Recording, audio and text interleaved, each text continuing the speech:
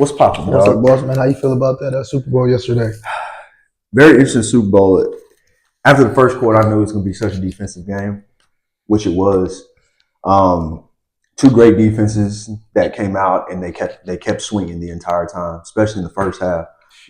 One thing I noticed, I was looking at that, I was like, man, having great offensive linemen is just super important because it really made both teams have to kind of get into their bag a lot more than what they're traditionally used to. For example, you think about someone like Jackson Smith and Jigba that's used to having 100 plus yards receiving, 2-3 TDs.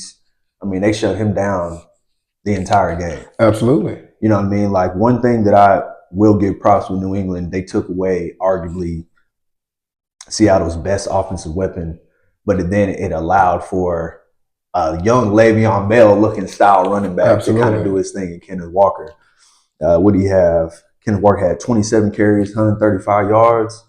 I mean, broke off a long TD at the end of the game, but they called it back. Yeah. You know what I mean? I thought that was going to seal it for him as far as, eclipsing 200 yards rushing, honestly. But yeah, solid game. One thing I was looking at with Sam Darnold, there was a couple of plays where I was like, man, he had a little bit more time. He could have hit Jackson Smith and Jigma, and he would have been gone for a touchdown. There was another deep pass to one of his other speedy wide receivers. Can't think of his name right now, but he was open a couple of times. But it's just sometimes when you have pass rushes like how New England threw at Seattle, that's the type of stuff where it does make you be like, okay, we got to lean on our defense and we got to have a strong run game. Absolutely. This is the reason why great teams know how to adjust, but they also know how to build their team where every part is fundamentally sound. Special teams, offense, defense, the interior front, they find ways. And Seattle overall had the better football team to me. There's one thing I've seen with Drake May. That was another thing. The last couple of games, when I was thinking about when he played Denver, he's been having a little trouble holding on to that football. And in this Super Bowl, he got exposed. A couple forced fumbles that was created on him. Things that's honestly been a habit in every playoff game that he's had up to this point. A few times in the season, but a lot in the playoffs. Yeah. Seattle exposed that. That allowed for them to get more possessions on offense. And, the field goal, it was a field goal game for the most part. But I think the NFL has showed us all season, I've said this a few episodes ago, most quarterbacks ain't throwing for no 300-400 yards anymore. It's like that's not happening on a consistent basis because defensive schemes are getting better and better. And so as a result, when I'm looking at it, I'm like, it was an ugly game, but sometimes it's going to be ugly to be able to win a football game. It just so happens it's like that in the Super Bowl. But hey, a win is a win. Shout out to Sam Darnold, the first quarterback in his rookie class to not only get to the Super Bowl, but just to win it. The first quarterback from the University of Southern California to even be in the Super Bowl. Sheesh. That's a huge, I didn't even know that. Making history. So, that's great for them. I'm expecting for them to bring him back because not even thinking about this season, how he did the season before with him being with a completely different unit. Meaning a completely different team. They won 14 games out there in Minnesota. So I think they found their franchise quarterback. I think Seattle is ready to rock and roll going into the future. That doesn't necessarily mean they're going to get back because teams are always trying to adjust. There's always trades going on and everything like that. Better coaches, better players. Draft is coming up soon. But overall, the better team won. I agree with you. I agree with everything you just said. It's a good game, man. Slow game, hard fought defensive game. Not a lot of action. They have a couple touchdowns scored towards the end there. Put the ball in harm's way on that one there. But, the defenses were swarming. That's what we expect. Pound for pound, we got two of the best teams in there. If I'm the Seahawks defense, I'm not going to let a youngster beat us. You see what I'm saying? And if you are, you're going to have to earn it. Then I'll come shake your hand after the game and be like, hey, that's respect. But they put the pressure on them, and they locked that offense down. They really didn't have anything going. They had a couple chunk plays toward the end of the game that resulted in some points, but man, what a defensive performance by Seattle's defense. Like that O-line, like you said. I think about it sometimes, and I'm like, what makes an offensive line good is that they don't let anybody through. It makes them good. So then what makes the defensive line good? You know what I mean? The fact that they're getting through. Mm-hmm. And so sometimes you have the component to where it's hard to decipher between is the O line that sucks or is the D line that's just wearing them out. You know what I mean? And it's like, but either way it goes, I think we understand where ball games are won and lost right now. So it'd be cool to see in the draft if they actually start like keeping this trend of getting them big guys early, you know, prioritizing that foundation because it don't matter who you got back there. If you don't have time to deliver the ball, like they couldn't move. They couldn't move the rock. It looked terrible. They didn't score not a point. It looked so terrible, bro. Barely. Yeah. I mean, the points at the end of the game, I don't even count. Like, by that time, Lil Foot was off the gas she was because singing. the anticipation. She was singing, you know, that lady was singing. So, but anyways, what I do respect the hell out of is the New England Patriots.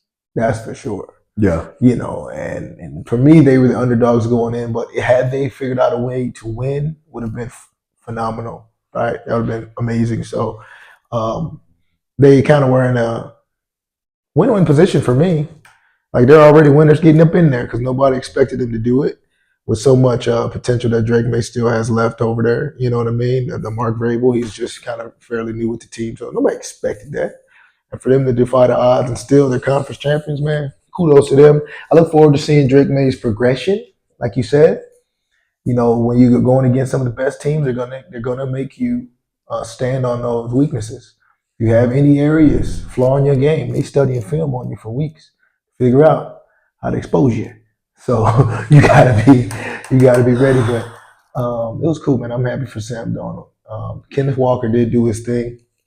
He's been a good back. You know, shout out to them for hanging on to him. I know I follow him. He's been with Seahawks for a little bit, and he had like a breakout couple years there. I don't know, people. He was like the top guy in fantasy for a minute. You know what I mean? And then they had Charbonnet and had these other guys leading the backfield. He was kind of going back, but you never know when guys are hurt.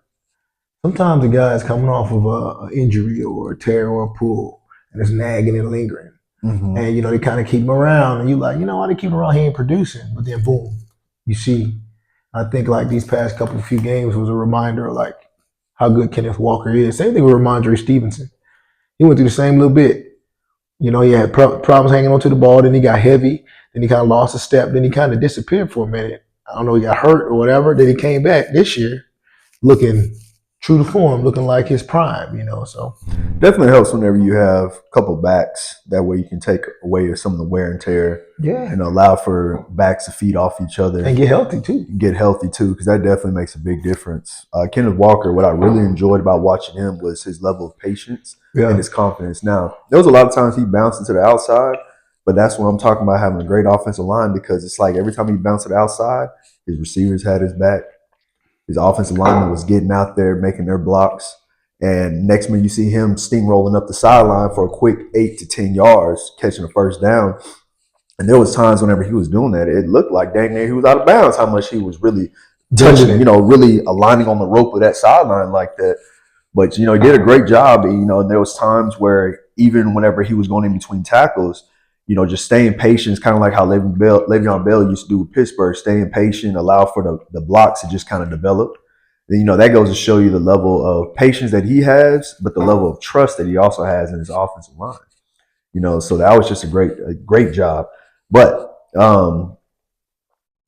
yeah, when it comes to just overall interior front, man, I feel like after this Super Bowl, now when it comes to all of the draft picks, it's one thing to get a skill position. Not dogs. until you get them dogs. You got to get them dogs in front. Because you